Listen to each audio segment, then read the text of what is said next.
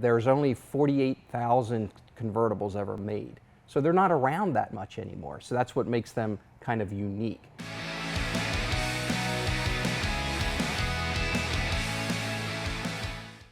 I bought my original Saab because another person I knew had two, and I really liked driving them.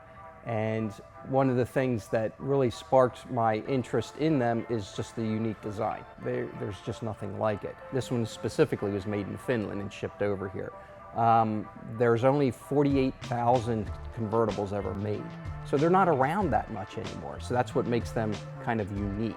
The fact that nobody really drives them. You know, the company was purchased over and over again, and then ultimately GM purchased them and then just phased out the model after the 9000 or the 93. They're just not around anymore. You don't see them. The interesting thing is it's a front hinging hood. The fact that it's a 16-valve turbo. One of the quirkiest things is the ignition is underneath the emergency brake. And that's a specific Saab design. I mean, Saab originally was an aircraft manufacturer, one of the best fighter jets ever made. So the design of this particular one followed that aerodynamic, very sophisticated. All of the instruments and everything that you need that are important are in front of you, and things that aren't important are lower.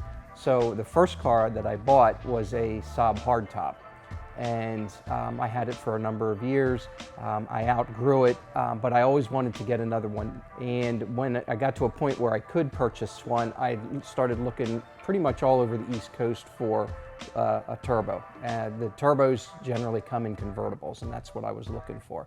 I was looking in New York. I would drive to New York to look at cars. Drive to Virginia to look at cars, drove to South Carolina to look at, some cars down there. I was looking in an auto locator and saw this particular vehicle in a garage up in Mount Joy. Gentleman had it up there. He was a first owner. He wanted to sell it. I went up, said, you know what, I'll buy it. When I sight unseen, it was always garage kept. There was no repairs to be made. So I bought it, and it's been mine ever since 2002. These plates always fade. Mm-hmm. And so when we decided to basically redo the car, she searched the internet to find this plate. We were at a car show and saw a '69 Camaro with an ocean color, and we both fell in love with it. I love purple. He tends to like blues and greens, so this was a nice blend for us of a little bit of all those colors. I was literally talking to the expert person at the counter, and he said, I just don't know. He was showing me samples that kind of sort of went green and blue, but not what this ocean, what the original color was like.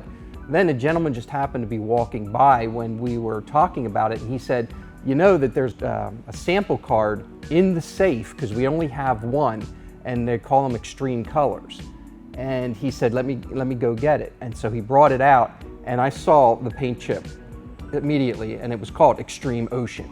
Because when we were describing it to people, we were saying it's called an ocean, and it was called and nobody knew what that meant. So they were giving us blues and greens with a little bit of variation depending on how you looked at it, but nothing like this. So when he pulled out that paint chip sample and I saw it, I said, that's exactly what I'm talking about right there. So knowing that that was there, giving it to Kevin to paint, and when it came out of the booth, it was like, boom, we nailed it. It was perfect. It's not going to be a daily driver. It's just going to go special things, because I think we want to see the same reaction that we've heard a lot of people have had on the car. Like, oh my gosh, what is this?